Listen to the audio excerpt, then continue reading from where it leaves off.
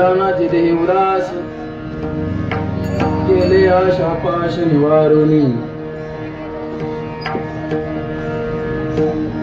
विषय तो त्यांचा झाला नारायण नावडे जनधन माता पिता निर्वाणी गोविंद असे मागे पुढे काहीच साकडे पडवणे दे विषय तो त्यांचा झाला नारायण नावडे जनधन माता पिता तुका म्हणे सत्य कर्मा व्हावे साय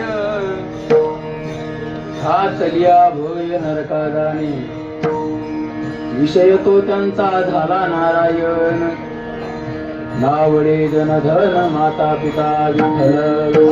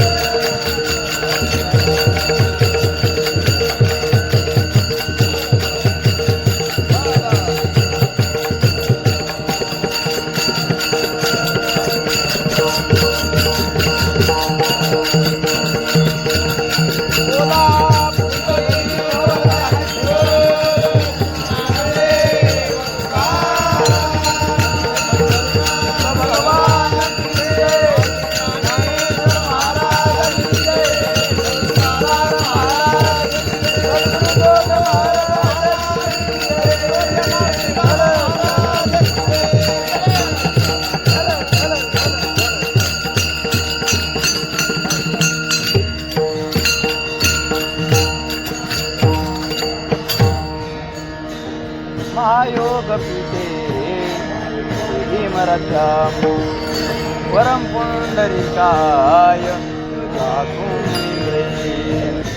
समागत्य तिष्ठन्तमानन्दकन्दं परब्रह्मलिङ्गं भजे पाण्डुरङ्गं पाण्डुरङ्गाकरो प्रथमा नमः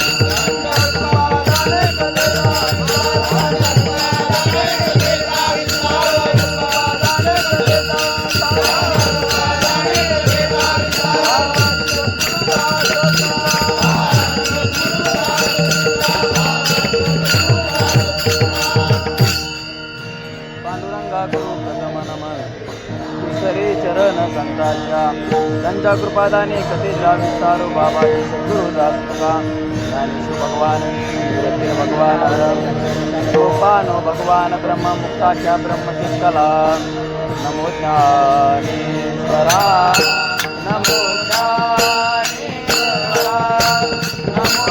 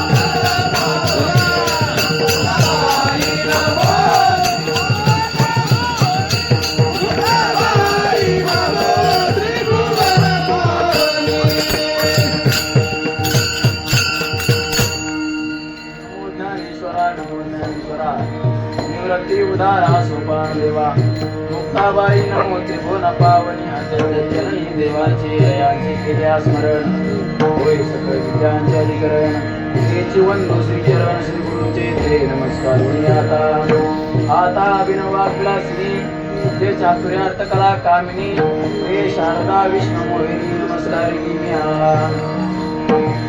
भक्तायसे दानाचे देवदास गेले आशा पाश निवारुणी विषय तो त्यांचा झाला नारायण नावडी जनधन माता पिता कीर्तन रूपी सेवेसाठी निवडलेला अभंग जगद्गुरु जगतवंदनीय देवनिवासी श्री संत श्रीमंत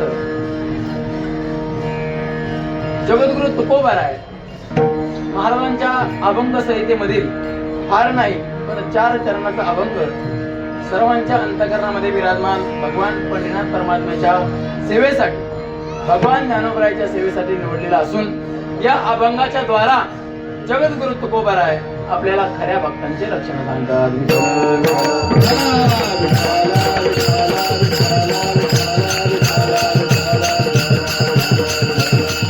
सेवेला सुरुवात करण्यापूर्वी अल्पसा पर्याय देणं अत्यंत गरजेचं आहे. भगवान परमात्म्याच्या कृपाशीर्वादाने भगवान ज्ञानोबरायच्या कृपाशीर्वादाने प्रत्येक एकादशीला आपल्या अलंकापूर नगरीमध्ये सद्गुरु स्वानंद श्रीनिवासी सद्गुरु जोग महाराजांच्या घाटावरती प्रत्येक एकादशीला कीर्तन सेवा होत असते आणि या सेवेचं आज्ञा माझ्यावर सारख्या पामराच्या वाटेला आलेली आणि या सेवेसाठी उपस्थित असणारे सर्व माझ्यापेक्षा तपाने ज्ञानाने वयाने श्रेष्ठ असणारे बंधू मंडळी आणि अलंकापूर नगरीमध्ये कीर्तन करणं म्हणजे एक धाकच पडतो माणसाला बरं का. कारण या ठिकाणी चालणारे माणसं सुद्धा त्यांचे सुद्धा ज्ञानेश्वरी पाठांतर असते, ऐकणारे ज्ञानेश्वरी पाठच असते. सहज फिरायला येणाऱ्या माणसांनी सुद्धा या ठिकाणी ज्ञानेश्वरी पाठ असते. म्हणून भगवान ज्ञानोबरायच्या दरबारामध्ये आणि इंद्रायणी मातेच्या तटावरती पवित्र अशा या अलंकापूर नगरीमध्ये माझ्यासारख्या पामराच्या वाटेला ही सेवा आली आणि ती सेवा करत असताना सर्व गुरुवर्ग मंडळींनी आता सांभाळून घ्यावं असं विनंती करतो आणि सेवेला सुरुवात करतो. विठाला विठाला विठाला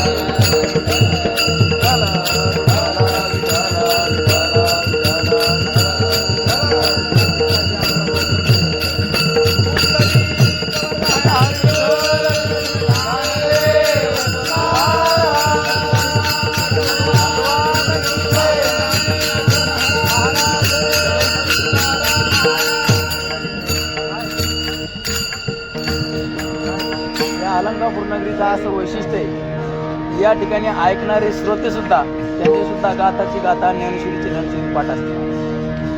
गुरुवारी सांगत असतात की या ठिकाणचे श्रोते कीर्तनाचे श्रोते म्हणजे ज्यांचे ज्ञानेश्वरी पाठ ते श्रोते, ज्यांच्या मालिके पाठ ते टाळकरी, ज्यांच्या फक्त टिपणं पाठ ते कीर्तनकार, आणि सगळ्यातून जे उगले ते दिंडीचे मालक.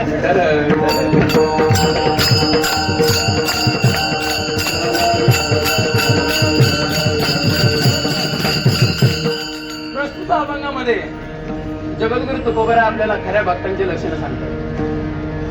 आता भक्त म्हणजे कोण?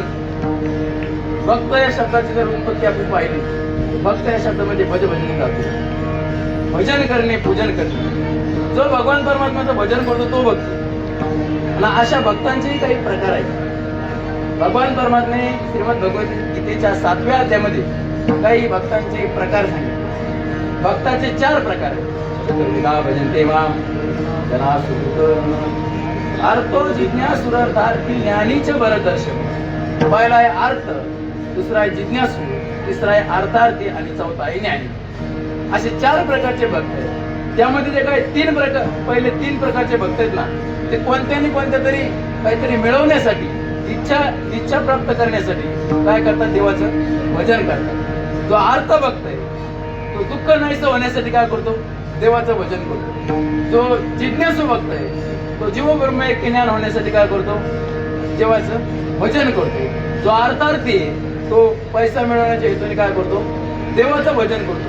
पण जो चौथा ज्ञानी, त्याला कुठल्याच प्रकारची आशा किंचित कश्य काम आहे का नाही? त्याला कुठल्याच प्रकारची आशा नाही. आणि मग तो फक्त भगवान परमात्म्याची भक्ती करण्यासाठी देवाची काय करतो? भक्ती करतो. आणि असा महात्मा म्हणजे याही वरी भक्तू माझ्या ठाई आहे का नाही? म्हणजे सर्व प्रकारचं ज्ञान असताना देखील तो भगवान परमात्म्याची भक्ती करतो. याचं कारण काहीच नाही. तो भक्त भगवान परमात्म्या भक्तीसाठी त्याची भक्ती करतो. मग असे जे काही ज्ञानोत्तर प्रेम लक्षणात्मक भक्ती करणारे संत आहेत, अशा संतांचं आपल्या आजच्या अभंगामध्ये लक्षण पाहिजे.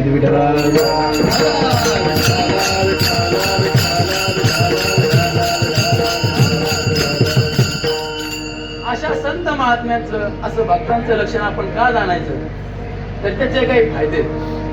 आपण जर भक्तांचे लक्षणं जाणले, आपण जर संतांची लक्षणं जाणले तर त्याचे नेमकं काय फायदा आहे?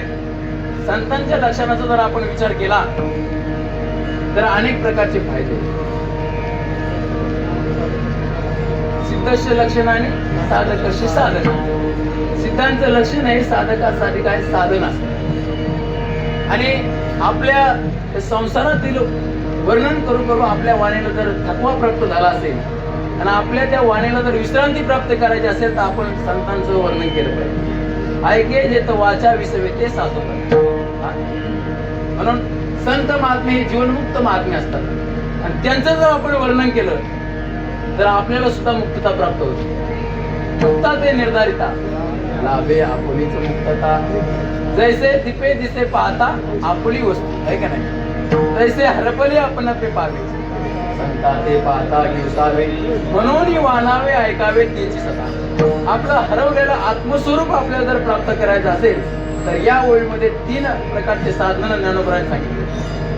संता ते पाहता दिवसावे, त्यांचं वाणावे आणि त्यांचं श्रवण करावं. त्यांच्या व्यतिरिक्त त्याची सदा म्हणजे त्यांच्या व्यतिरिक्त दुसरं काही श्रवणही करू नये आणि ऐकूही नाही आणि वाणूही नाही. त्यांच्या व्यतिरिक्त जर कोणाचं वर्णन केलं तर त्यांच्या व्यतिरिक्त जर कोणाचं श्रवण केलं तर मग हरपले आपण ते पाहावे नाही.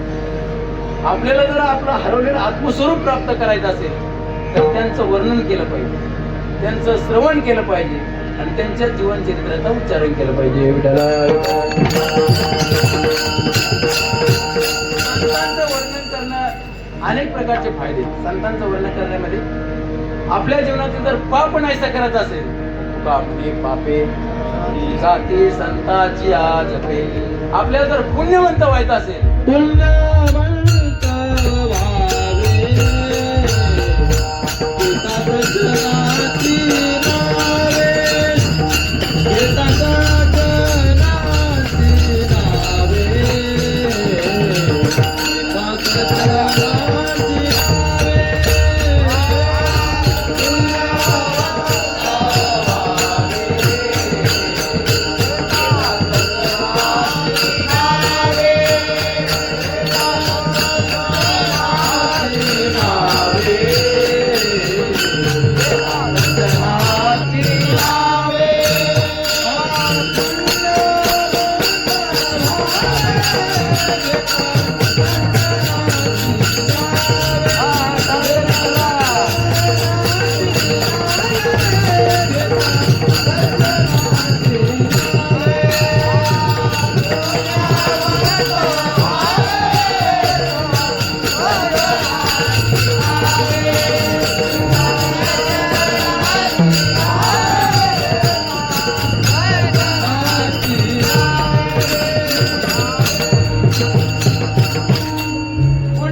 व्हावे, पिता सज्जनाची नावे.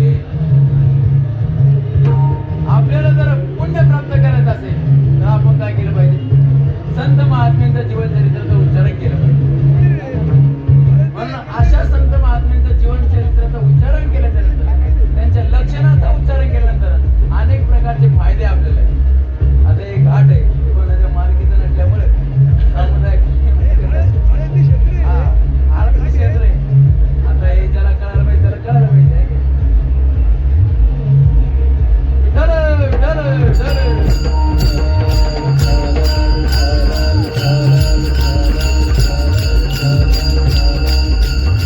महाराज प्रभंगामध्ये वैष्णवांचे लक्षण, भक्तांचे लक्षण सांगतात.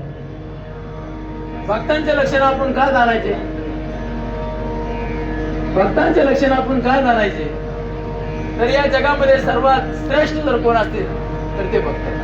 या जगामध्ये मुंगीपासून तर ब्रह्मदेवापर्यंत आणि उंदरापासून तर इंद्रापर्यंत या जगामध्ये काय भक्त हे सर्वात श्रेष्ठ आहे महाराज. कारण जेवढे काय जीव आहेत, मुंगीपासून तर ब्रह्मदेव, ब्रह्मदेव सुद्धा काय एक जीवच आहे.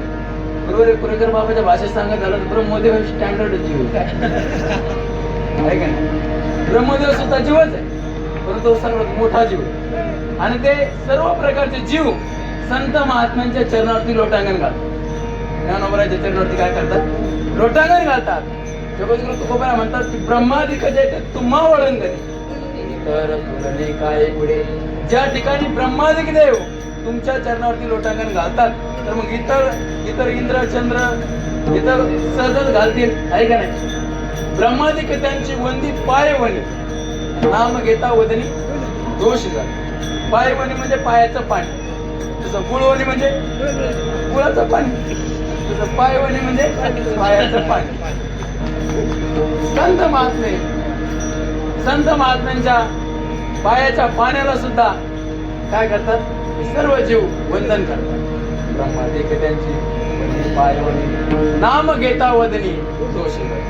एवढे संत महात्मे काय? साधू चोर जाना, साधू चोर जाना, साधू चोर जाना, साधू चोर जाना,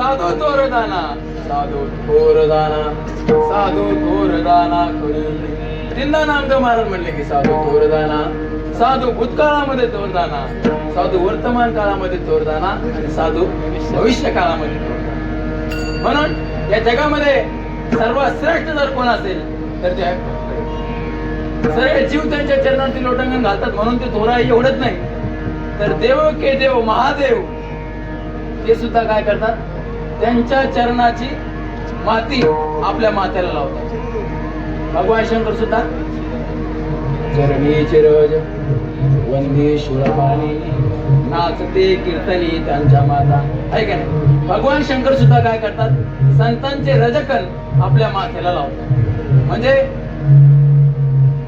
देवामध्ये सुद्धा संत महात्मे श्रेष्ठ आणि साक्षात भगवान विष्णू सुद्धा काय करतात, देवाची रज चरणीची माती धावत चालती मागे मागे, आहे का नाही. नामयाच्या पाठी चाले केशिराजा लागाव्या रज चरणी. संत महात्मे जगामध्ये थोर आहेत कारण साक्षात भगवान परमात्मा त्यांची पूजा करतो. साक्षात महादेव त्यांचे रजकन काय करतो, आपल्या माथ्याला लावतो.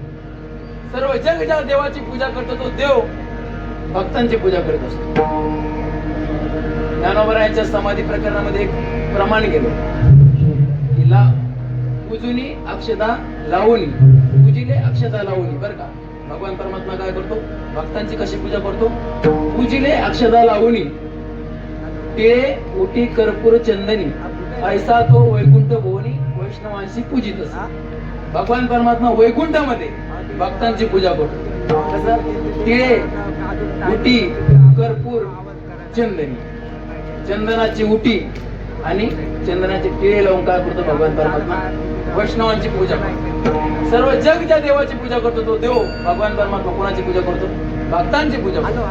म्हणजे जगामध्ये सर्वात श्रेष्ठ कोण आहे तर भक्त आहे. देवापेक्षाही श्रेष्ठ कोण असेल तर ते भक्त आहे.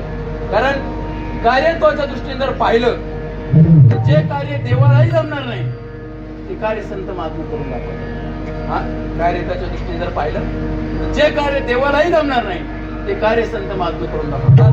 बघा, उदाहरण सांगतो. भगवान परमात्म्याने एका गाढवाला जन्माला घातला. काय केलं, पण ते गाढव 4 पायाचं नव्हतं, 2 पायाचं. भगवान परमात्म्याने एका गाढवाला जन्माला घातलं. कशासाठी घातलं, देवाला वाटलं हे माझं काय करीन, भजन करीन.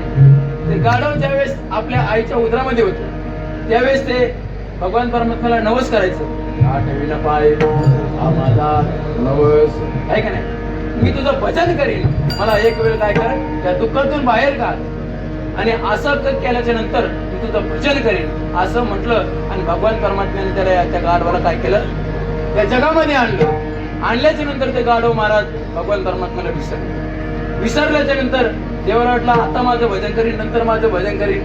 जरा अजून लहान आहे का नाही, जरा ज्युनियर केजी सिनियर केजी, थोडं मोठं झाल्याच्या नंतर माझं भजन करीन. पण देवानी त्याच्याकडे दुर्लक्ष केलं आणि 10-15 वर्षांनी त्या गाढवाकडे पाहिलं तर ते गाढव या संसारामध्ये विषय रूपी उपांड्यावरती हिंडायला लागले. काय करायला लागलं, ते गाढव या विषय रूपी उपांड्यावरती हिंडायला लागलं. मग देवाला शेवटी पश्चाताप झाला की आपण उगाच हे गाढव काय केलं, निर्माण केलं. आता देवाला सुद्धा पश्चाताप झाला, होऊ नये ते झालं.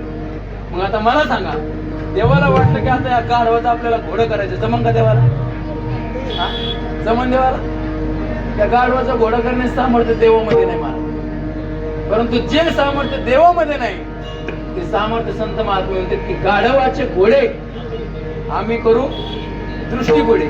आणि ते गाढवाचं घोड्याचं करण्याचं काम संत महात्म्यांचं अजूनही चालू आहे. काय, संत महात्म्यांचं गाढवाचं घोडं करण्याचं काम काय अजूनही चालू आहे. मग तुम्हाला पटवून देतो.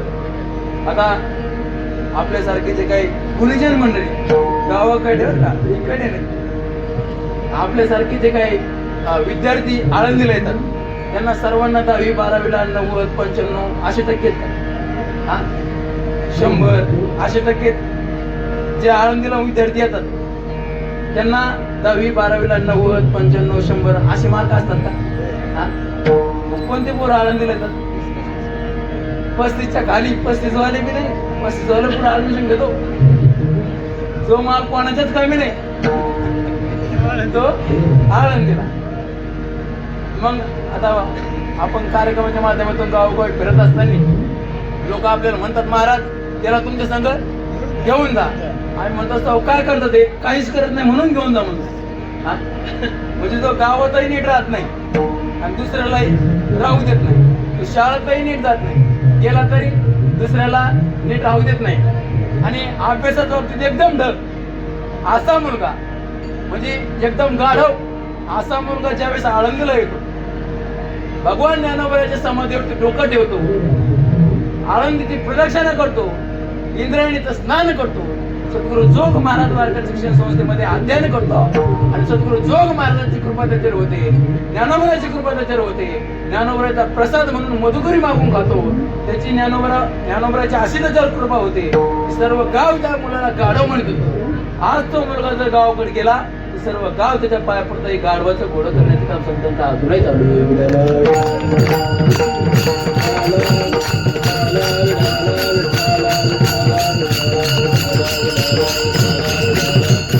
म्हणून जे कार्य देवालाही जमणार नाही असं कार्य संत महात्मा करून दाखवतात. म्हणून या जगामध्ये सर्वात श्रेष्ठ जर कोण असेल तर ते भक्त.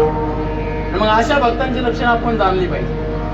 म्हणून तुकोबरा आजच्या अभंगात खऱ्या भक्तांचे लक्षणं सांगतात. ज्या अर्थी खऱ्या भक्तांचे लक्षणं सांगतात त्या अर्थी खोटे भक्त असलेच पाहिजे. कारण या जगामध्ये खऱ्यापेक्षा खोटे भक्त जास्त झालेत. खोटासाठी संत खाले कलित बहुत, ऐसियाची करता सेवा तरी काय सुख वाटे जीवा. पोटासाठी संत झालेत महाराज. आणि जे काय खोटे बघतात ना ते खऱ्यापेक्षाही जास्त ऍक्टिव्ह दिसण्याचा प्रयत्न करतात. काय करतात? खऱ्यापेक्षा या जे खोटे आहेत ते त्यावर आम्ही खरे कसे दिसतो याचा प्रयत्न करतात.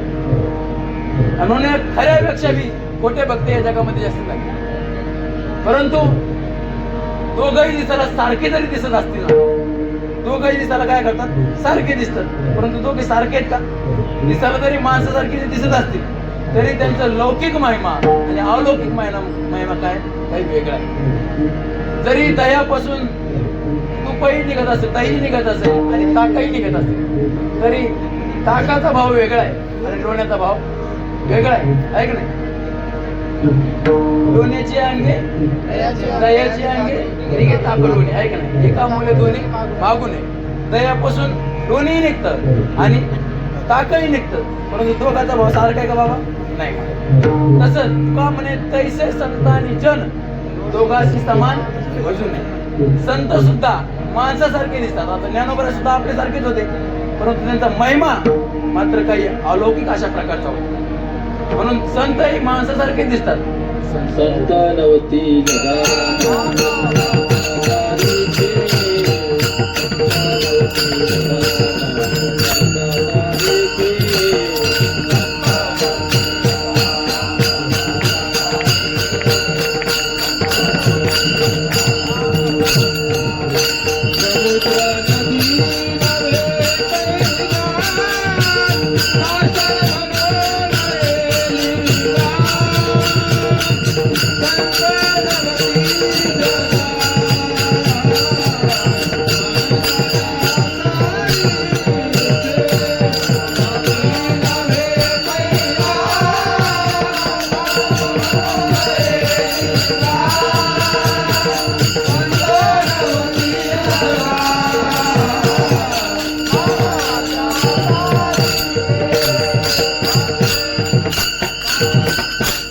संत दिसायला माणसासारखे दिसतात.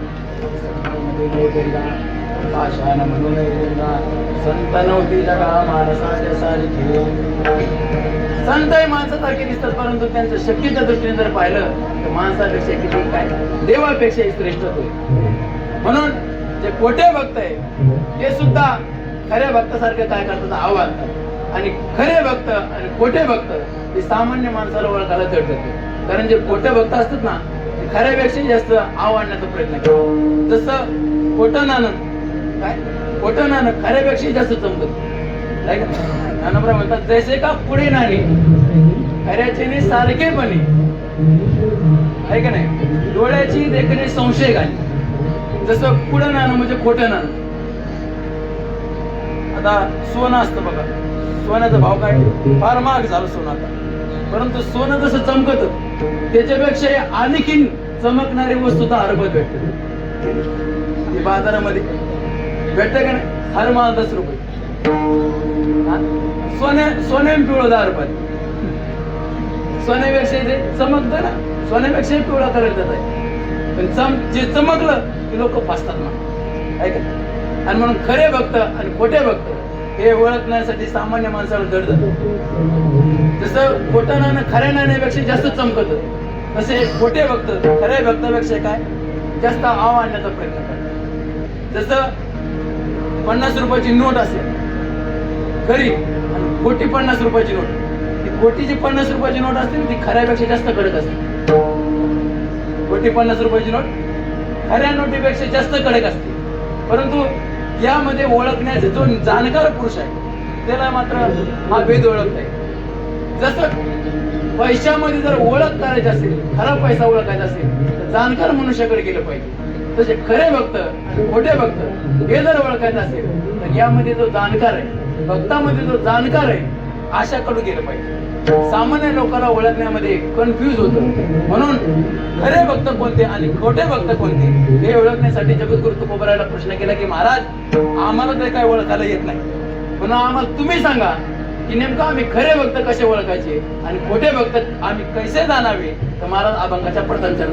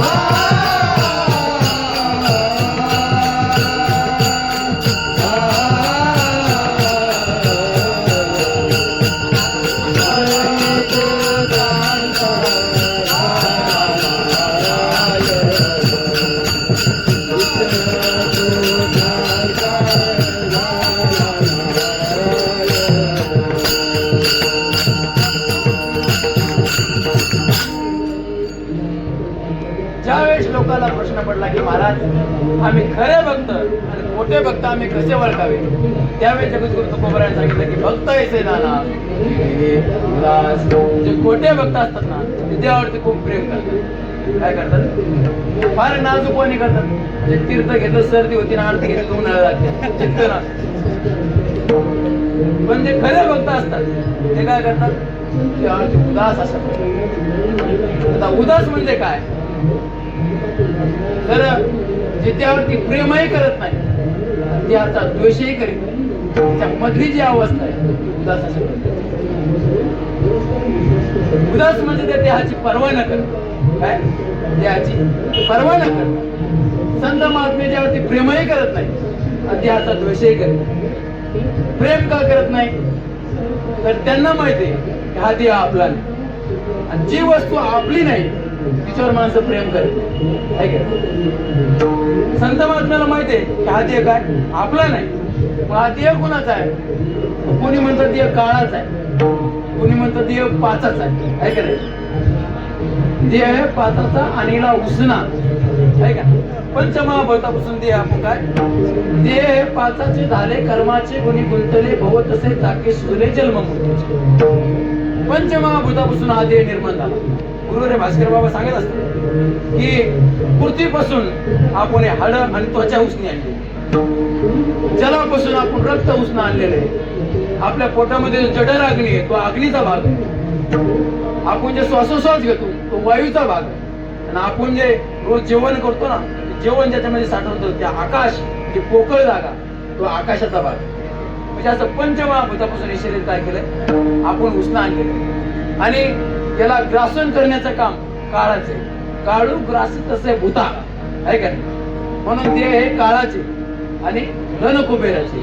म्हणजे देह काळाचा पण आहे आणि देह पाचाचा पण आहे. म्हणजे याची निर्मिती पंचमहाभूतापासून आहे आणि याला नष्ट करण्याचं काम काळ करतो.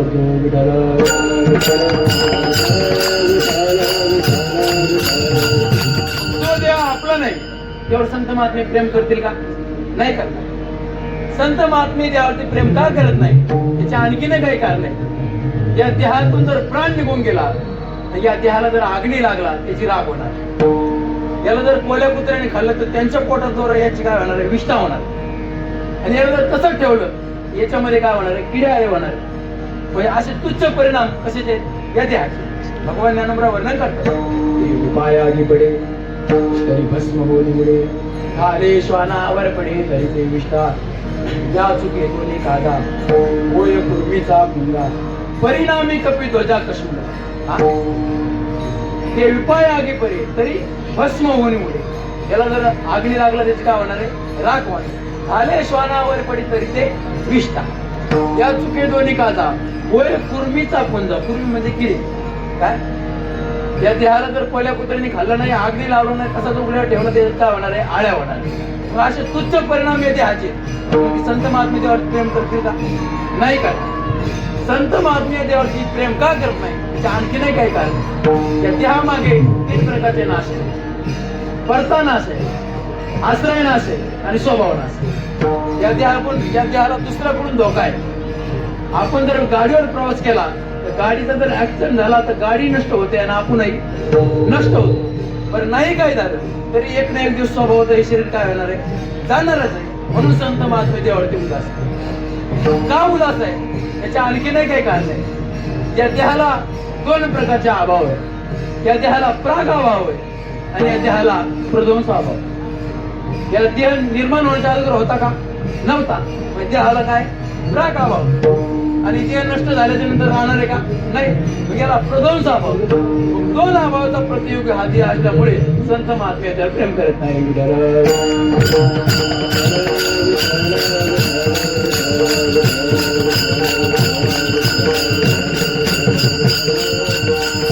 म्हणून संत महात्मे त्यावरती उदास अशा प्रकारचे भावनेने राहतात. संत महात्मे प्रेमही करत नाही, संत महात्मे द्वेषही करत नाही.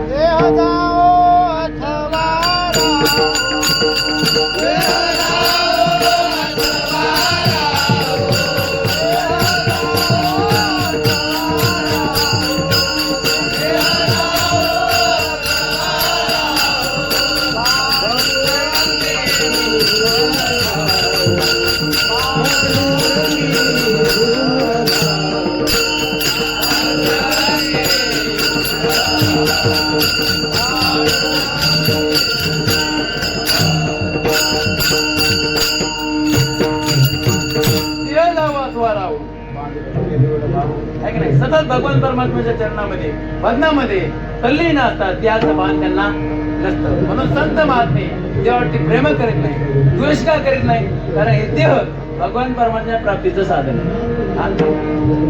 जर साधनाचा द्वेष केला तर साध्याची प्राप्ती होणार नाही. हा देह भगवान परमात्म्या प्राप्तीचं साधन आहे. या देहाला आल्याच्या नंतर आपल्याला भगवान परमात्म्याची प्राप्ती करता येते. आणि या देहाला आल्याच्या नंतर अनेक जन्म घेता येईल एवढं कर्म सुद्धा या देहामध्ये आपल्याला करता येतं. म्हणजे आपण ठरवायचं या देहाने आपल्याला भगवान परमात्म्याची प्राप्ती करायची का अनेक जन्मासाठी काय दुसरे कर्म करायचे. हा देह भगवान परमात्म्याच्या प्राप्तीचे साधन. तैसे येण्याची शरीरे शरीरा येणे सरे किंबहुना येरधारे चिरा पडे. जे काय जन्म मरणाची येरधार आहे ते येरधारे चिरा पडे म्हणजे जन्म मरणाचे जे काय वाट आहे त्या वाटेवरती दगड पडण्याचं सामर्थ्य या देहामध्ये.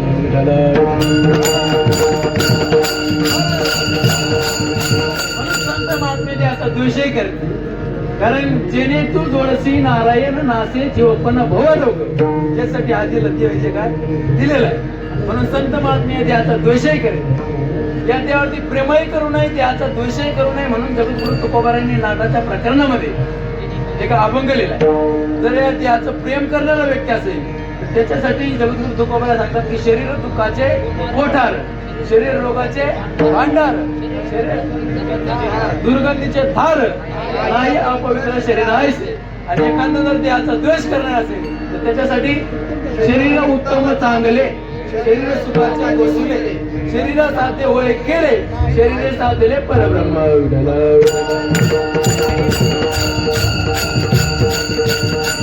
संत महात्मे देहावरती प्रेमही करत नाही आणि देहाचा द्वेषही करत नाही. यामध्ये जी भावना आहे अशा उदास प्रकारच्या भावनेने संत महात्मे राहतात.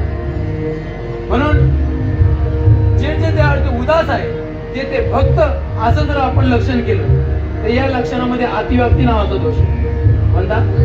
अतिव्याप्ती नावाचा दोष लक्षणामध्ये 3 प्रकारचे दोष नसावे. एक अव्याप्ती दुसरा अतिव्याप्ती तिसरा असंभव. मला सांगा कधी बंद करायचं आहे त्याचं सुरू झालं का आपलं बंद करू.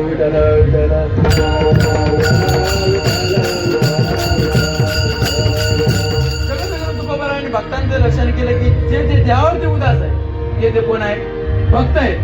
असं जर लक्षण केलं या लक्षणामध्ये अतिव्याप्ती नावाचा दोष अव्याप्ती अतिव्याप्ती आणि असंभव. अव्याप्ती म्हणजे काय एक देश उठित्व अव्याप्ती बरं का. ज्याचं लक्षण करायचे त्या लक्षणावर पूर्णपणे लक्षण न जाणं त्याला अव्याप्ती म्हणतात. म्हणजे समजा गायीचं जर लक्षण केलं तर गाय कशी तुम्ही म्हणता लयच बारीक सांगायला लागला या आळंदी बाबा इथं असं सांगायला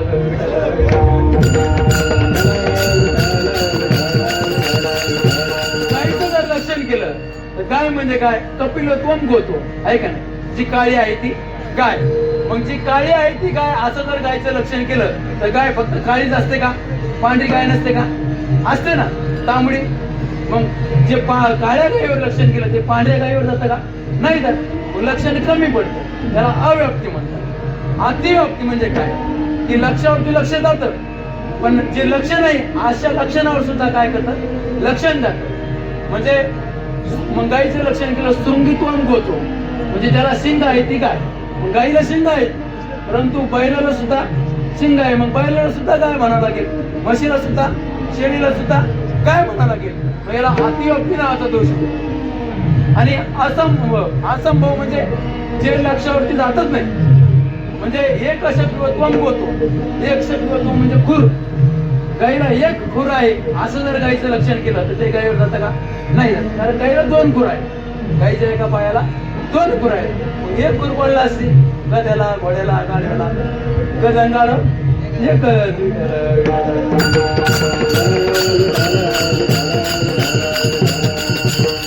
म्हणजे लक्षणामध्ये 3 प्रकारचे दोष नसतात. मग जे देहावरती उदास ते भक्त असं जर लक्षण केलं तर अतिव्याप्ती नावाचा दोष. कारण भक्त देहावरती उदास आहे परंतु इतरही जे पेणारे लोक आहेत ते देहावरती काय आता इथं ज्यांचे समाधी आहेत ते गुरुवारांचे काय ते देहावरती उदास आहे परंतु समाधी शेजारी झोपणारे ते विद्यावरती उदास आहे. मग त्यांना सुद्धा भक्त म्हणावं लागेल. त्यांच्या समाधी बांधावं लागते. त्यांच्या समाधी बांधतात पण नाही बांधत कारण ते देहावरती उदास आहे परंतु त्यांना कुठल्या प्रकारची काय आशा आहे. परंतु संत महात्म्याच्या जीवनाचा जर विचार केला तर गेले आशापाश निवारून त्यांना कुठल्याच प्रकारची आशा नाही. आशापाश पाश म्हणजे बंधन बरं का दोरा किंवा फासा किंवा बेडी.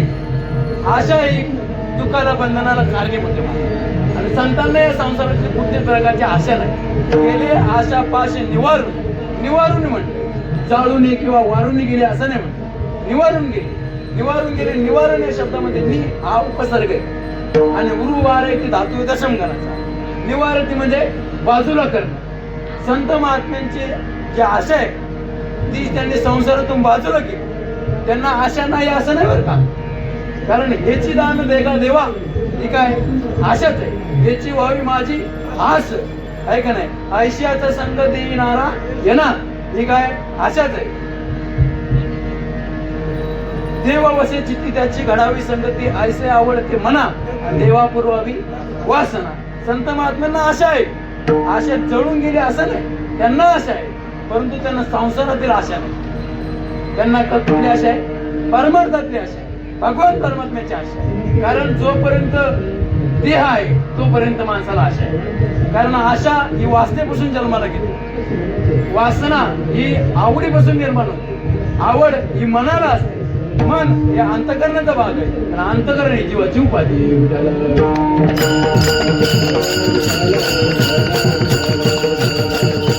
जोपर्यंत देह आहे, जोपर्यंत अंतकरण ही उपाधी आहे तोपर्यंत मन आहे, जोपर्यंत मन आहे तोपर्यंत आवड आहे, जोपर्यंत आवड आहे तोपर्यंत वासना आहे, जोपर्यंत वासना आहे तोपर्यंत आशा आहे. संत महात्म्यांना आशा आहे परंतु संसारातली नाही, देव परमार्थातली आशा आहे. का? कारण त्यांना आवडतं पण संसारातलं नाही, त्यांना परमार्थातलं आवडतं. का? कारण त्यांच्या आवडीचा विषय भगवान परमात्मा झाला. बघा दुसरा विषय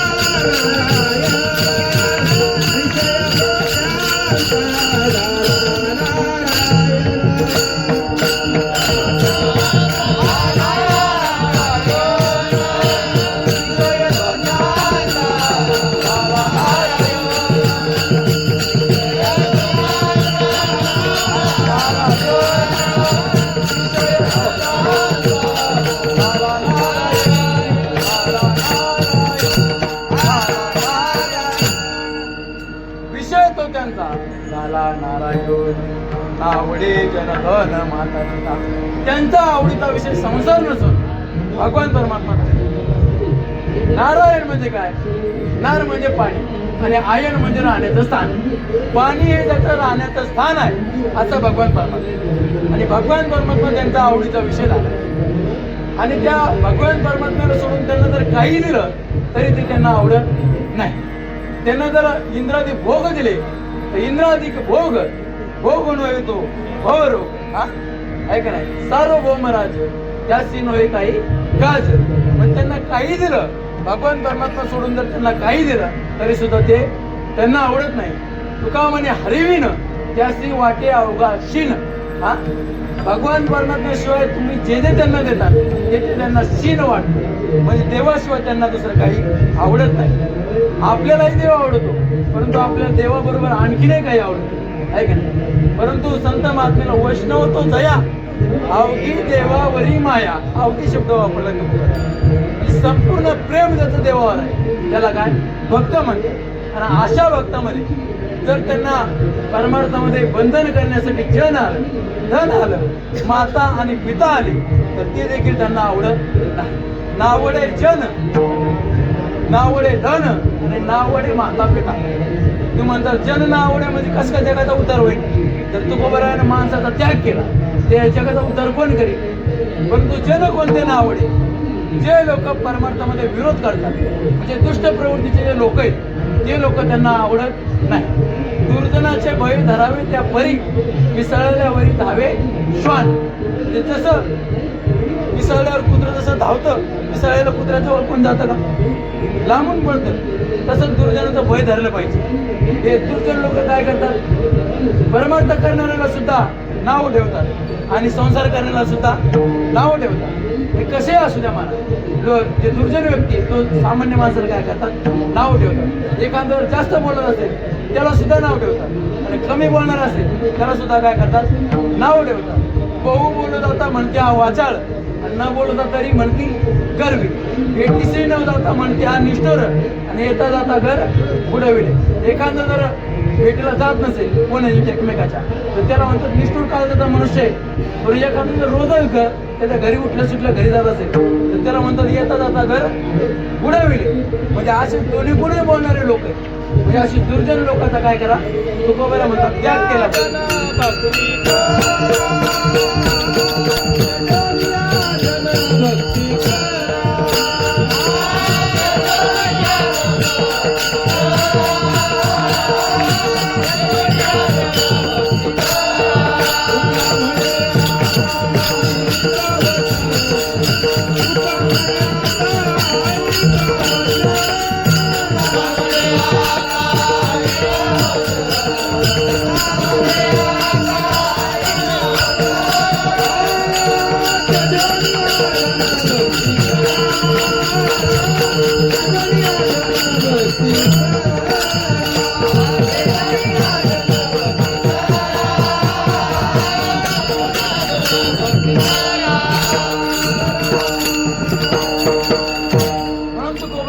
अशा जे लोक आहेत त्यांचा काय केला पाहिजे? त्याग केला पाहिजे. तुकोबारांनी सर्वच लोकांत त्याग केला पाहिजे असं नाही म्हणणार का? आम्हा सोयरे हरिजन ज्यांनी भाग्य निकिंचन. आहे का नाही? तुकोबाराला सुद्धा भक्त आवडतात. पण कोणते भक्त आवडतात? तुकोबाराला सुद्धा माणसं आवडतात, जन आवडतं. परंतु कोणते? जे भगवान परमात्म्याची भक्ती करतात. आहे का नाही? ते माझे सोयरे सज्जन सांगती, पाय आठविती विठोबाचे.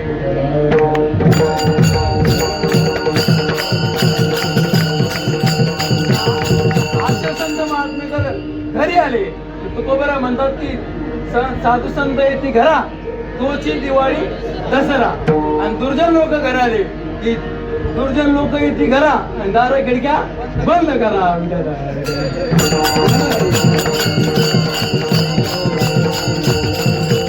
म्हणून महाराज म्हणतात जन ना आवडे धन का ना आवडे. तर द्रव्याच्या मागे कळी काळाचा लाग आणि मनोवली संघ खोटा त्याचा. धनाचा संघ खोटा आहे महाराज, कारण ते आपल्या बरोबर कायम राहणार नाही. नश्वर तुका म्हणे धन भाग्य अशाश्वत धन, त्याची गॅरंटी नाही. त्या अतिशय काय त्याची गॅरंटी नाही महाराज. कधी जाईल कधी येईल ते सांगतात. आणि धन मिळवणं सोपं नाही. धन मिळवणं एवढं सोपं नाही. धन मिळवताना सुद्धा दुःख आहे, धन सांभाळताना सुद्धा दुःख आहे.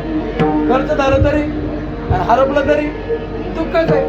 आणि मग असं दुःखाचं कारण असणार धन ते संतांना आवडलं नाही. पंचदशिकार सांगतात की अर्थाना मार्जने क्लेश तथैव परिपालने नाशय दुःखम वे दुःखम दिगार्थन क्लेश कार्य. हा क्लेशाचं कारण असणारं धन संतांना तेही आवडत नाही. त्यांना धन आवडतं, परंतु कोणतं? तुका म्हणे धन त्यांचे निज नारायण.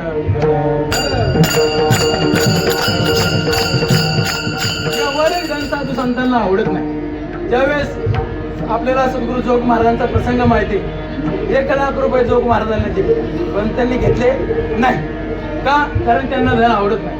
छत्रपती शिवाजी महाराज नजराने घेऊन आले त्याच्या पण तरी सुद्धा त्यांनी सांगितलं तुमचे हे रिक्त धन ते मग मृत्तिके समान सोने रुपये आम्हा मृत्तिके समान माणिक पाषाण खडे जैसे.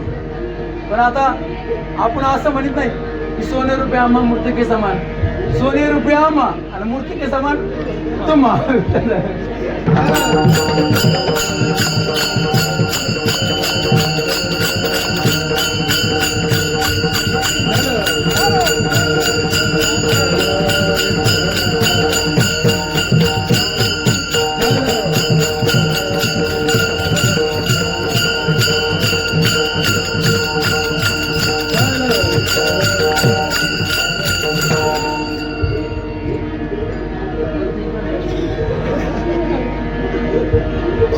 साधू संतांना धन आवडत, म्हणून नावडे जन, नावडे धन आणि नावडे माता पिता. जे काही दुष्ट प्रवृत्तीचे माता पिता असतील, प्रल्हाद जनक विभूषण बंधू राजमाता निंदू वर्त केली आहे का नाही. भक्त प्रल्हादाला आपले पिता आवडत नव्हते का? कारण परमार्थामध्ये भगवान परमात्म्यांचे आणि त्यांच्यामध्ये काय करत होते, अंतर अशा प्रकारचं पाडत होते. म्हणून जेणे गळे नारायण अंतर आहे होत माय बाप वर्धावी, म्हणजे ज्याच्यापासून, ज्या आई वडिलापासून आपल्यामध्ये आणि भगवान परमात्म्यामध्ये अंतर पडेल त्या मायबापाचं काय करतात, साधू संत त्याग करतात. एवढ्या एकनिष्ठ भावाने, म्हणजे जनाचा, धनाचा आणि माता पितेचा सुद्धा त्याग करून भगवान परमात्म्याच्या चरणी काय होतात, दृढ भावना ठेवतात. म्हणून भक्ताचा विषय, त्यांचा आवडीचा विषय इतर काही नसून त्यांचा आवडीचा विषय भगवान परमात्मा झाला. म्हणून विषय तो त्यांचा झाला नारायण. मग अशा भक्तांचं ज्यावेळेस त्यांच्यावर निर्वाणीचा दुःखाचा प्रसंग येतो, संकटाचा प्रसंग येतो, त्यावेळेस त्यांचं रक्षण कोण करतं? अभंगाचं तिसरं चरण. निर्वाणी गोविंद असे माझे तुरे, असे माझे तुरे. निर्वाणी गोविंद असे माझे तुरे, असे माझे तुरे.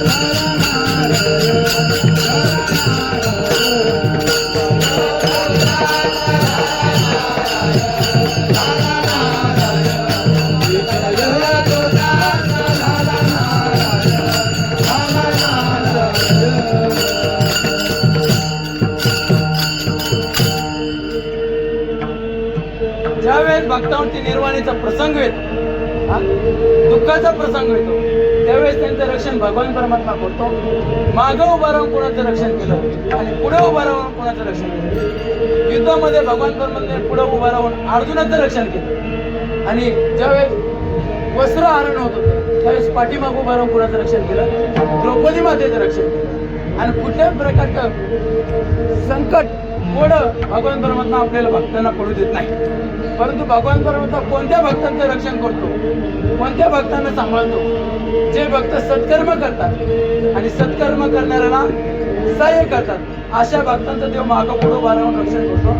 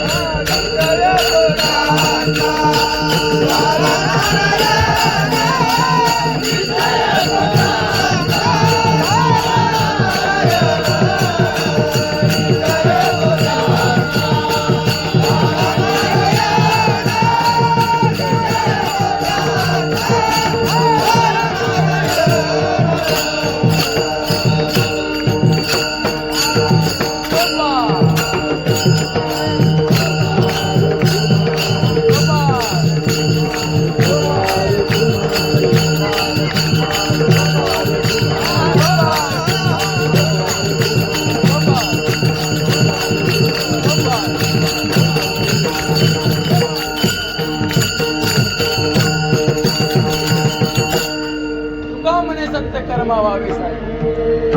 आतली आभय नरकाला. भगवान परमात्मा कुणाचं रक्षण करतो? जे भक्त सत्कर्म करतात आणि सत्कर्म करणाऱ्याला काय करतात? सहाय्य करतात. परंतु त्याचा उत्तरार्धाचे चरण आहे, काही काही अर्थ असं करतात की सत्कर्म करणाऱ्याला भक्ताला जर कोणी विरोध केला तर त्याला नरकाला जायची पाळी येईल. परंतु हा अभंग संतपर प्रकरणात उपदेशपर प्रकरणातला नाही.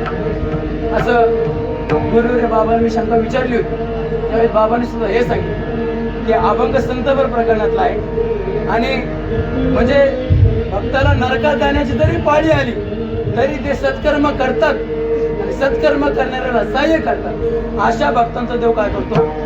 सांभाळ करतो. गोकुळामधला प्रसंग आपल्याला माहिती. ज्यावेळेस भगवान परमात्म्याचं पोट दुखू लागलं किंवा डोकं दुखू लागलं एवढं मात्र नक्की. काय दुखू लागलं काय, परंतु त्याचा 10 शांत होण्याच्या अगोदर 10 शांत होण्यासाठी नारद महर्षीला सांगितलं की काय भक्तांच्या पायाची माती आणा. त्यावेळेस नारद महर्षी कुठे गेले? गोकुळामध्ये. गोकुळामध्ये गेल्यानंतर गवळणांच्या पायाची गवळणाने काय टोपलं माती दिली. परंतु त्यावेळेस नारद महर्षीने सांगितलं की तुम्हाला याचा परिणाम माहितीये? जर तुम्ही देवाच्या पायाला तुमच्या पायाची माती देवाच्या डोक्याला लावली तर तुम्हाला नरकाला जावं लागेल. त्यावेळेस त्या गवळीने म्हटल्या आम्हाला नरकाला गेलं तरी चालेल, परंतु देवाचा दहा काय झाला पाहिजे? शांत झाला पाहिजे. म्हणजे असे ते निष्काम प्रकारचे भक्त, देवावर तर नितांत श्रद्धा असणारे, म्हणजे ते नरकाला गेले तरी चालतील परंतु देवाचं प्रेम त्यांचं कमी होत नाही. असे ते भक्त आहे. अशा भक्तांचा देव काय करतो? सांभाळ करतो. म्हणून जे भक्त असतात ते तुकोबरायांनी भक्तांचे लक्षणं सांगितले की भक्त कैसे जाणार? जे देवावरती उदास भक्त ऐसे जाणार, ज्यांना कुठल्याच प्रकारची आशा नाही भक्त ऐसे जाणार, आणि ज्यांचा आवडीचा विषय भगवान परमात्मा झाला भक्त ऐसे जाणार. ज्ञानेश्वर